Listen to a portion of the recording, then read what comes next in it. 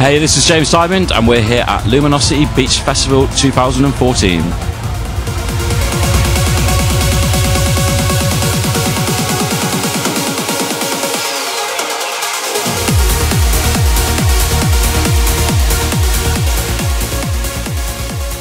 Hi James, how you doing today? Hey, I'm good, yeah, cheers, you? I'm good. I mean, we're actually looking at the beautiful sunset right now. It's amazing. Yeah. You should have the cameras pointing that way. Yeah. I'll see if I can put some photos or something in here from that. So, we're here at Luminosity Beach Festival. What are your impressions from the festival so far? Yeah, really good. You know, I played it last year and it was really awesome. The crowds, just the whole setting really. You know, there's not many kind of places, especially in Europe, where you got the beach theme and the festival going on. You know, I was playing on the decks and I could see the sun and the sea over in the distance across everyone else as well. I really enjoyed it, just as good as last year, if not better. Like in general, what can people expect from a James Dymond set? You know, I do kind of change it around a little bit depending on the set itself, but I guess like my usual kind of style is a lot of, well, mainly uplifting really, 138 kind of uplifting music. That's what I'm known for.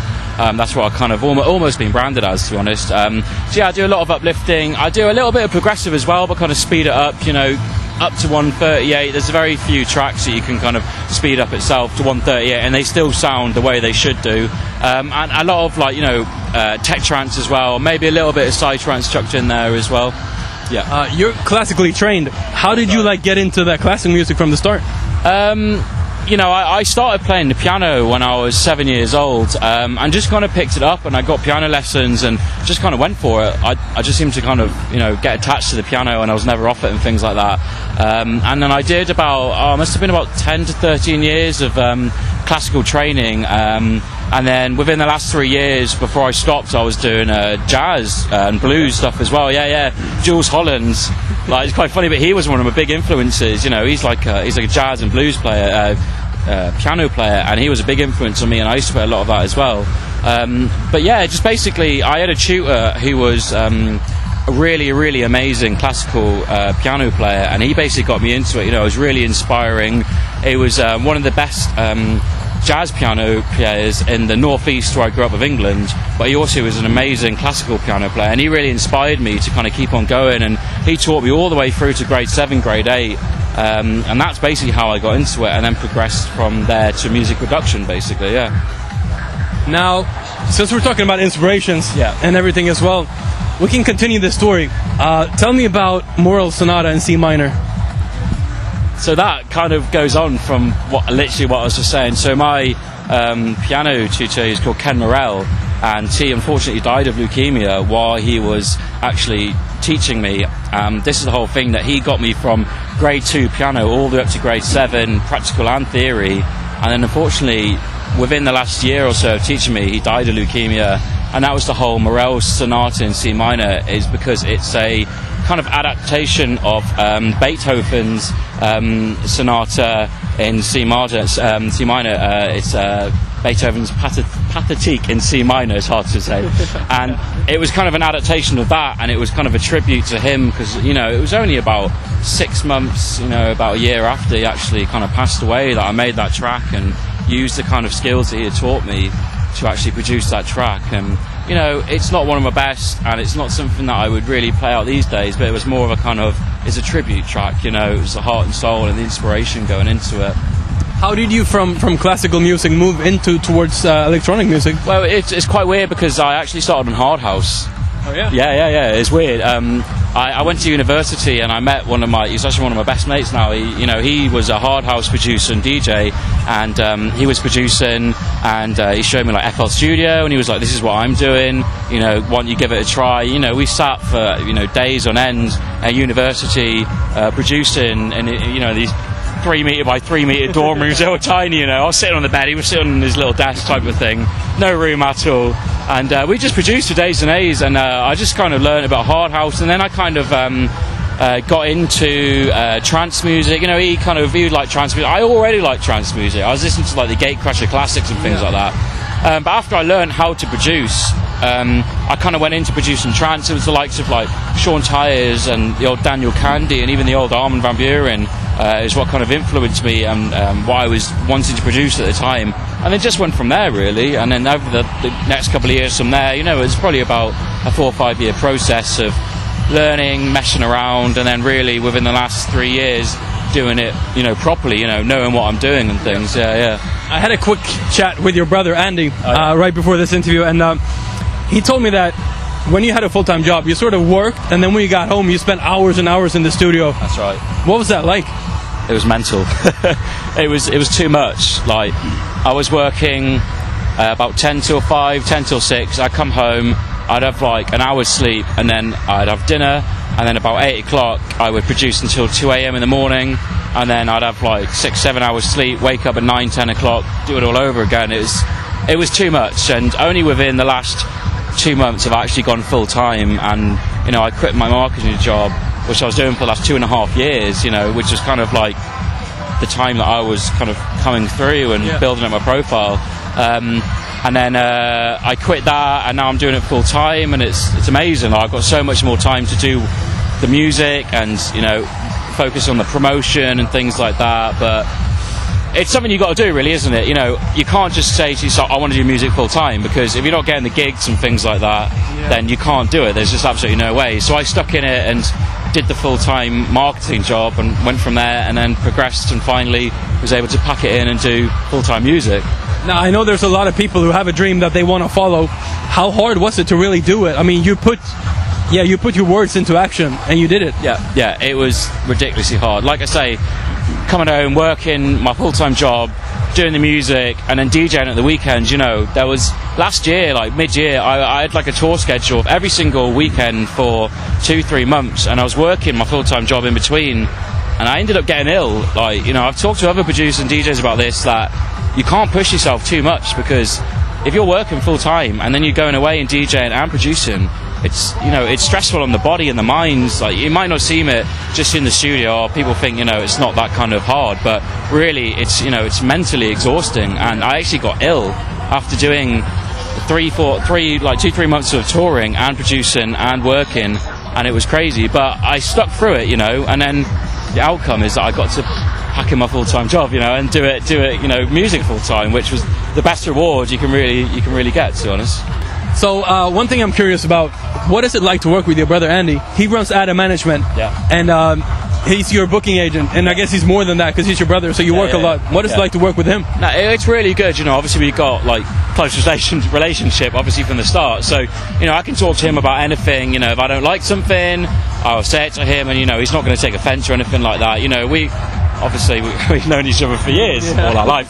So if you're in that situation with a friend, you can talk to them and you can say whatever you want, what's on your mind, and it's really good, because, you know, he'll look after me, he'll make sure that things are right.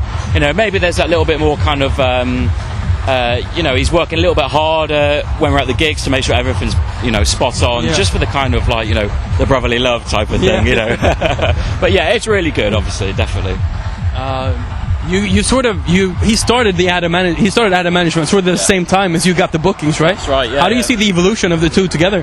Yeah, I mean, it's gone really well. Like, obviously, he started it pretty much at the same time that I started kind of going out and getting gigs, because I started producing and I wasn't really one to do any gigs or things like that. I was kind of like, I'm a producer, I'm having fun doing this, we'll see how it goes.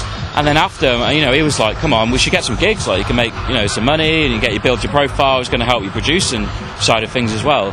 And they worked side by side, you know. I got more gigs because he was getting me the gigs, and his profile as Ada Management was rising as my profile as a producer DJ was rising at the same time.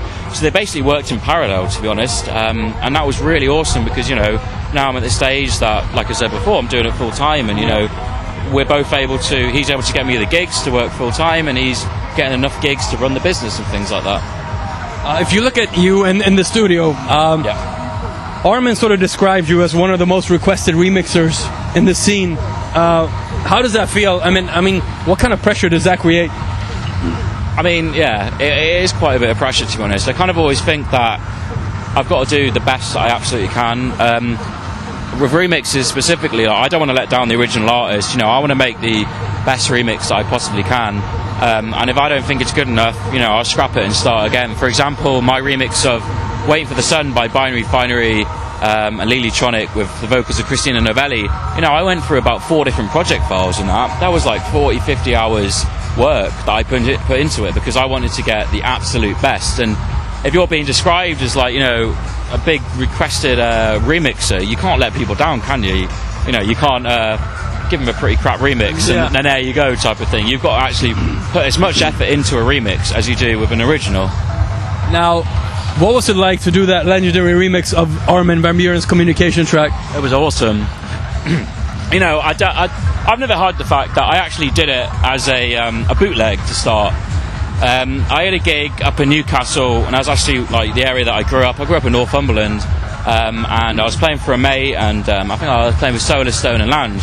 And I thought, you know what, it was one of my favourite classics. I thought I'll remix it. I'll do a bootleg of it. So I ended up doing it. Didn't actually take that long because I just got into it.